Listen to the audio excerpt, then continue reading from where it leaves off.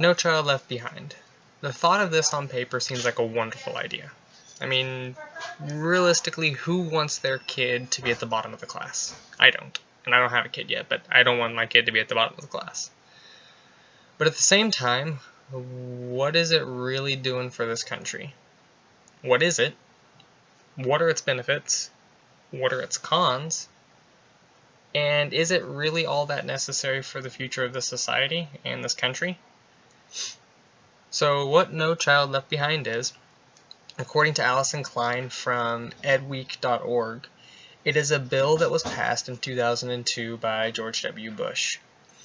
It is allowing the federal government to have more control and more further power to hold schools more responsible for the academic progress on a student.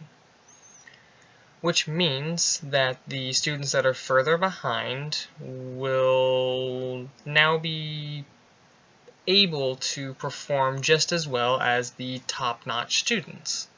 Now on paper, that's all well and good. I mean, sure, you want the kids to succeed, you want them to do very, very well. But at the same time, it's also dumbing the school down. Instead of a kid getting an F and failing, or a D and not doing very, very well, he's now getting a C or a B and being told, good job, you did wonderful. And in reality, he didn't do all that great. The system itself has just been dumbed down. From at least my experience in my school system, it seemed like they were cramming college down everybody's throat. You needed to go to college. You had to go to college. College is the next step for you, which is true for a lot of kids. But at the same time, not all kids are set up for college at all. I was one of the ones that was set up for college. I mean, I was not necessarily the smartest in the class by any means, but I wasn't one of the dumbest ones either. So I was set up more for college, and I am going to college, clearly. But somebody like my brother, for instance, he could go to college. He wants to go to college for wildlife and such. But at the same time, if he doesn't, he is more set up for something like a trade school, which is kind of still college. It's further than high school, but it's not near as robust as college. And it's more for a career. And these kids nowadays, they're just going for psychology degrees or doctors or lawyers and such like that, and they have no idea what they're going for. They're just doing it because it's what the school has told them to do, or it's what mommy and daddy has told them to do.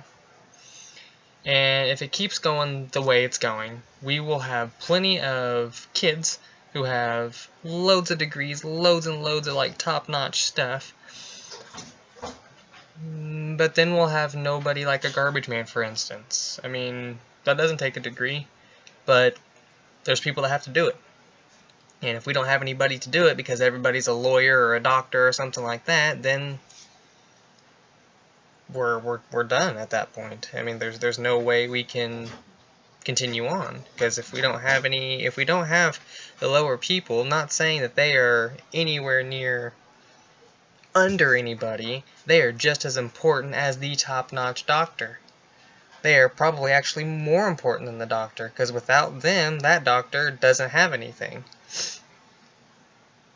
But if we don't start changing up the way the school system itself is running, then this world and this country is going to fall. And that's not what we need.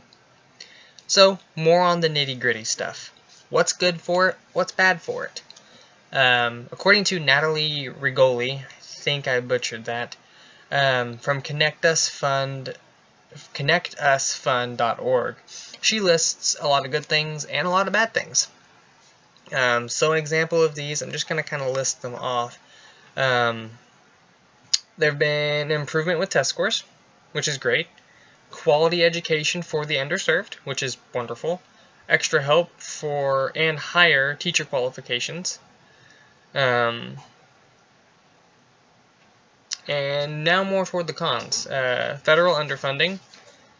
So I'll explain some of these here in a minute. Bias and deep flaws. focused more on test scores and failure to address reasons for lack of achievement. So if you think about it, this whole federal thing that they've done is wonderful, and this is more for the underfunding. They have set the bar here, and some states may have their bar here, but they are expected to perform here.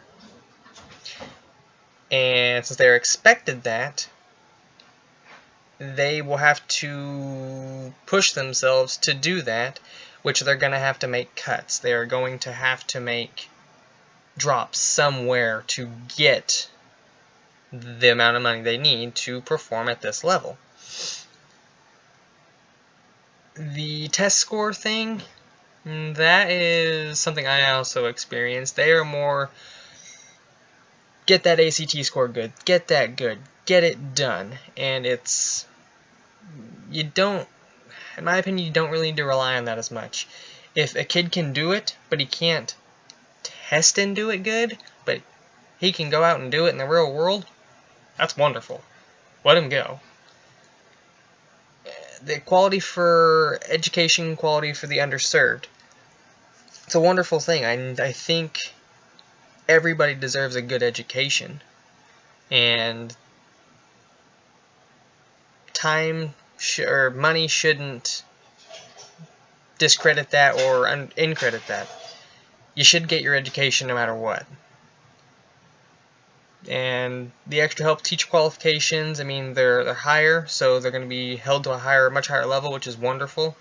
Same time, it's going to suck for some of the teachers because they're not going to be as qualified anymore. So those are my opinions of No Child Left Behind, what they can and can't do. But I really think that we need to wake up and figure out, hey, this isn't working, or hey, this is working.